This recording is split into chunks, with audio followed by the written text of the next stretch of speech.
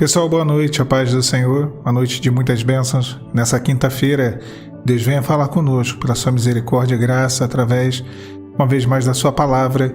Eu peço que você desde já curta esse vídeo, se inscreva no canal se você ainda não for inscrito por aqui.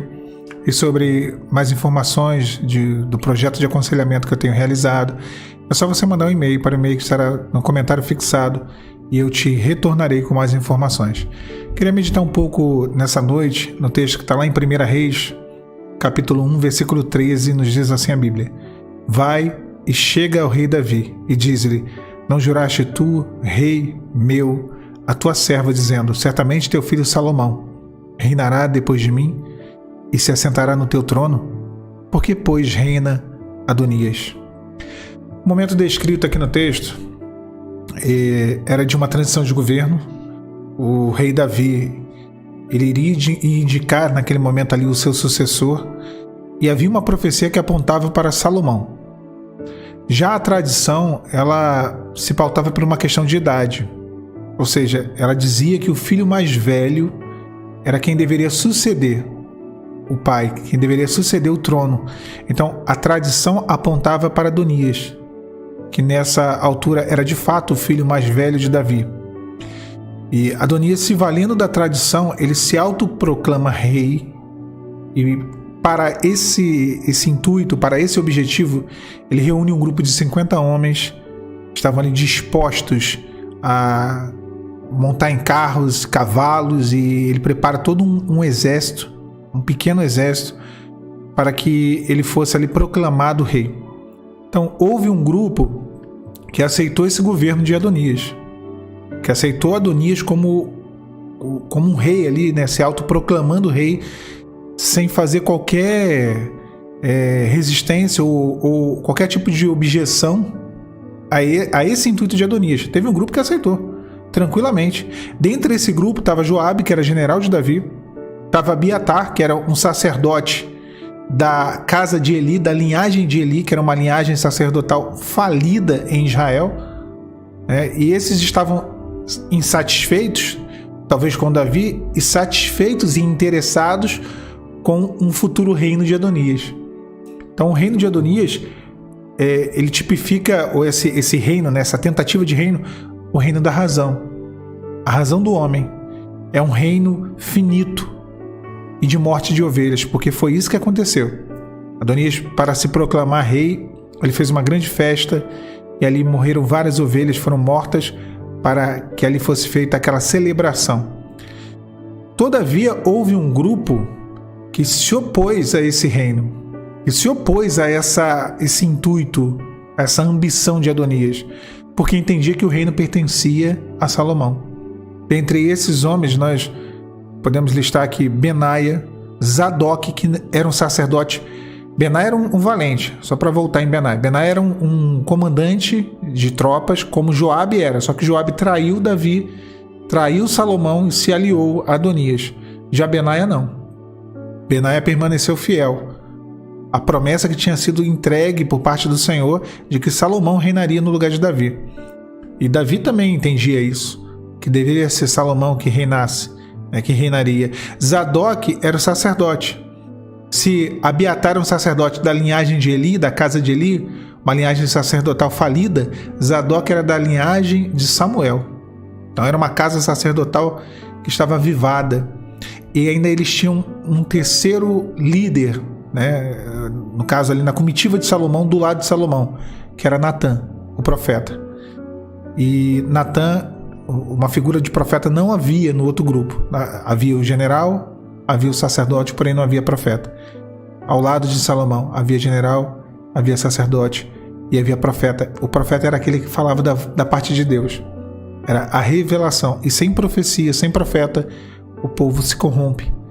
Então o reinado de Adonias era de fato um reinado de razão. E o reinado de Salomão era um tipo de reinado daquilo que era a vontade do Espírito Santo, daquilo que era o querer do Espírito Santo. Então o profeta Natã, dentro desse contexto que eu falei aqui agora, ele vai até Betseba, que é mãe de Salomão. Ele aconselha Betseba para que a mesma vá à presença do rei Davi. E aí nós vemos a maneira como que ela se apresentou, ao rei Davi. o profeta Natan ele fala, vai. Então, vai ao rei Davi. E é uma ordem, uma palavra direta. E é da mesma forma que Natan, tipificando o Espírito Santo, ele nos orienta, ele nos alerta ou até mesmo nos dá uma determinação. Vai. É atendermos às orientações do Espírito Santo para a nossa vida. Sem questionar, sem murmurar. Assim Betseba fez. E assim nós devemos fazer, atender aquilo que Deus falou. E obedecer é difícil. Obedecer não é um papel fácil. Parece ser fácil, mas a gente sabe o quanto que é difícil subjugar a nossa vontade e fazer prevalecer a vontade de Deus.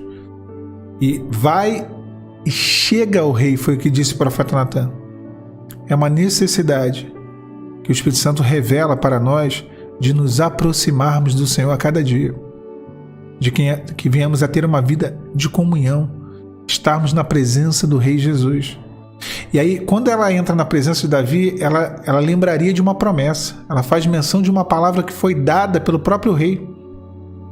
Ela entra na presença de Davi e diz, não juraste tu, rei, meu senhor, a tua serva, que o meu filho Salomão reinarias no teu lugar?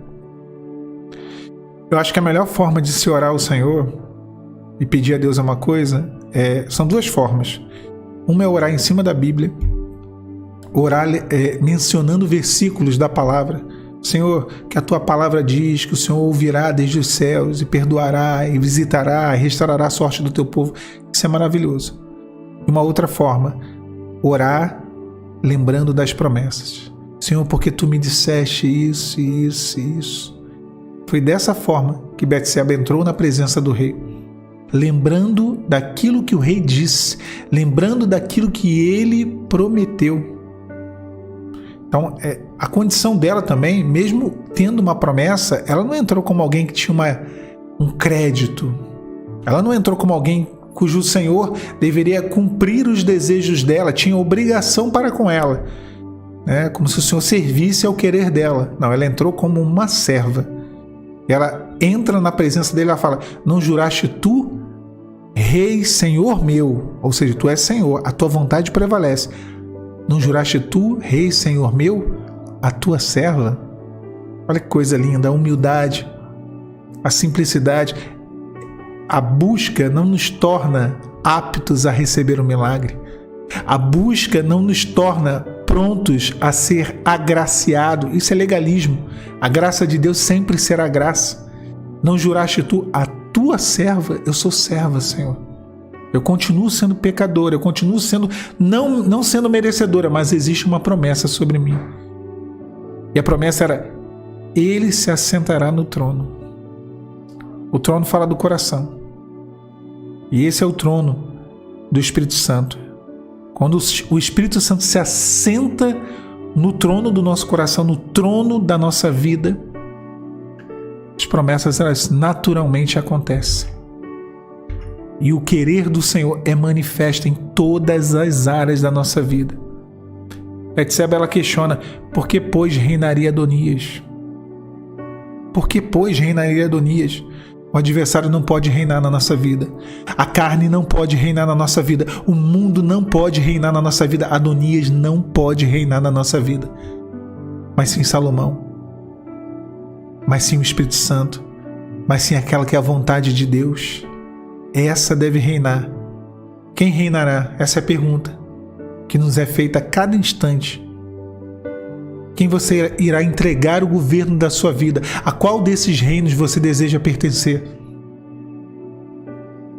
Se você escolher o rei Adonias, você irá participar de todas as coisas que há neste reino, que é finito, que está pautado na razão e o seu fim resulta na morte. Mas se você escolher o reino de Salomão, você também irá participar de todas as coisas que há nesse reino, que tem paz e vida. Qual será a sua escolha, a minha escolha? O reino de Adonias, da razão do homem, das emoções, das paixões, ou o reino de Salomão, do Espírito Santo? A profecia, a promessa trazia uma certeza para o coração de Betseba. A certeza era, certamente, teu filho Salomão reinará depois de mim e se assentará no trono. Essa foi a palavra dada por Davi a ela. E essa é a mesma palavra dada pelo nosso Rei Jesus. Que o Espírito Santo no final das contas, ele vai cumprir aquilo que o Senhor nos prometeu. Que as promessas se cumprirão, mas para que se cumpram, existe um segredo, meus irmãos. Natã, que tipifica a palavra de Deus, ele foi até Betseba e ele disse: vai até ele, se achega na presença do rei Davi, se aproxima dele com humildade e lembra da promessa. Faça da mesma forma. Eu não tenho dúvida nenhuma de que você vai experimentar os milagres de Deus na sua vida. Que Deus te abençoe nessa noite. A paz do Senhor Jesus.